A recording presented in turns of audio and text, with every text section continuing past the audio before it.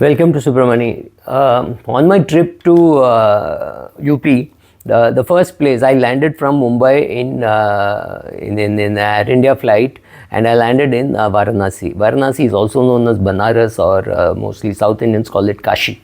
So it's a city with three names: Kashi, Banaras, and Varanasi, and it is 2,500 years old.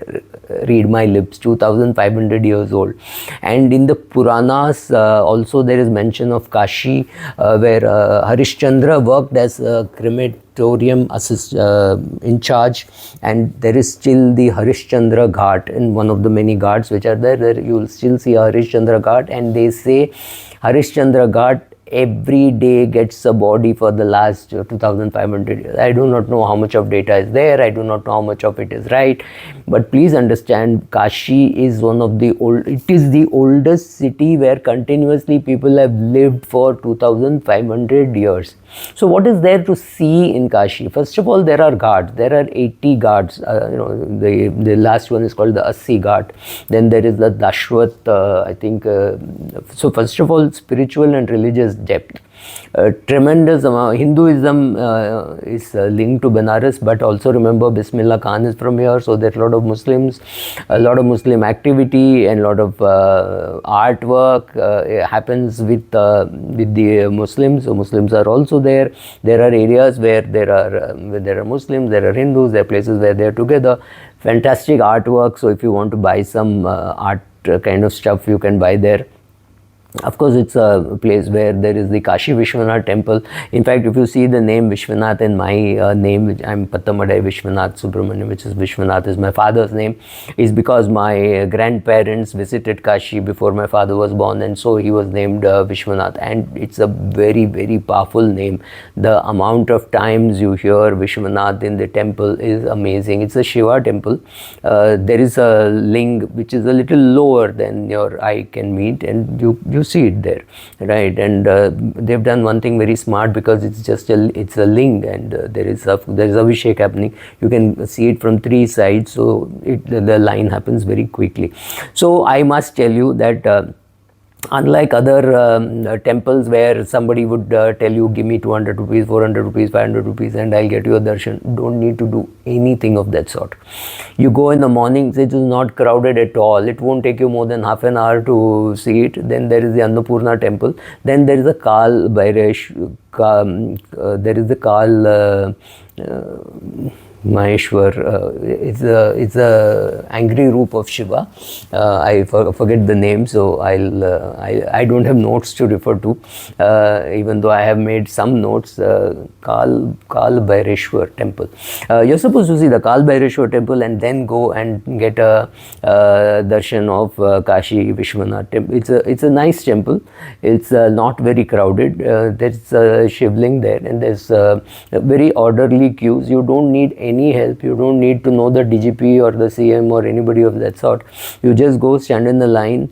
Remember, you can't take your smartwatch, you cannot take your phone, you cannot take a camera, obviously. You can't take anything plastic, so be very careful. Make sure that you leave all this in the hotel, and you can carry your cash. That is not a problem. You can carry your cash. You can wear an ordinary watch. You cannot wear a smartwatch. So obviously you cannot take your phone. So these are all things which you cannot take, and that's it. It's very simple. Your shoes can be left inside. You don't have to leave it outside. And there's a place where you can. In fact, there's a place where you can keep your mobile also. But you might as well leave it outside in a locker with somebody or something like that. And that's it. It's not a very. Then there is the Annapurna temple, which is again which is not very difficult to go. There is no queue there, so you can go to the Annapurna temple, come out, and then join the queue and see the Kashi Vishwanath. Of course, you are in the mandir and you will see the ling. So what else is there to watch, to see in Kashi? So first of all, historical richness, 2,500 years history. Not too many cities in the world can have that kind of history, right? So it is the oldest city in which people have continuously inhabited for 2,500 years. And then there is Sarnath, which is 10 kilometers away. But for that, you have to be a fan of Buddhism and a lot of art and you can see art, culture, etc. there. but only if you're interested in Buddhism should you go there. Otherwise, nice gardens, you can go for a walk. The ghats, there are 80 ghats, which of the more famous ones are I think the Dashwat Ghat, where there is a there is a Ganga Aarti, which has been made famous by Modi and Yogi, and very, very good vibration you get there. Maybe 1 million people standing there. Even if you go at 5 a.m. in summer and maybe 6 a.m. in winter, you will see people taking a bath in the Ganga. There are thousands of boats standing there. You can take the boat and go for a ride. We went for a ride in the evening where they show you all the ghats. We started at the 80th one, the Assi Ghat, and came to the last ghat where the Aarti was going on. So yes, you can see the Manikarnika Ghat, you can see the Harishchandra Ghat, hundreds of ghats which I can't remember the names, but yeah, there are 80 ghats that is to see. Then the food is amazing, roadside food, and it's not expensive at all. You realize why North India is not as expensive. I'm not even saying South India is expensive, I'm saying North India is not so expensive. Eating out in a very good hotel with air conditioning and big plates and all, that will cost you about 400 rupees. But you go outside for 30 rupees, 40 rupees, you can have a full meal, you can have a breakfast, lot of chai available, and of course you must have is the Banarasi pan. I had Banarasi pan every day. I don't know whether it tasted very different, but I have Banarasi pan, so I had it. Yes, of course, it's a unique thing. Okay, you can go to Banaras and stay in the Taj, which is in the new part of the city. I stayed in the old part of the city. Rooms are obviously not as expensive as Taj, but still they're not very cheap also. It costed us some 7,000-8,000 per room. Nice room we got. And I could walk to the ghat in 300 meters, 500 meters kind of thing. I did some shopping.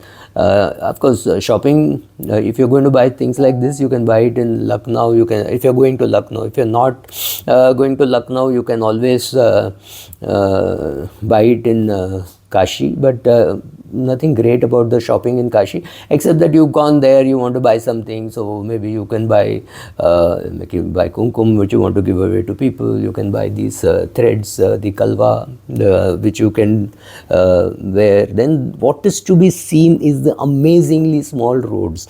I mean, these are not roads, these are you can call them roads. This is between two buildings, right? So between two buildings is the cars moving, there is a cycle rickshaw moving, there is a auto rickshaw moving, there are cars moving, there are big SUVs moving. These cities are not made for SUVs, but you see SUVs all over the place, so they're moving all over the place. So that's then there are some very famous places to eat, and what you eat in Kashi or Banaras in the morning is kachori.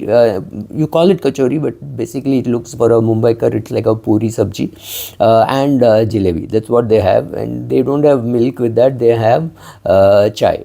So that's it. Great place to eat.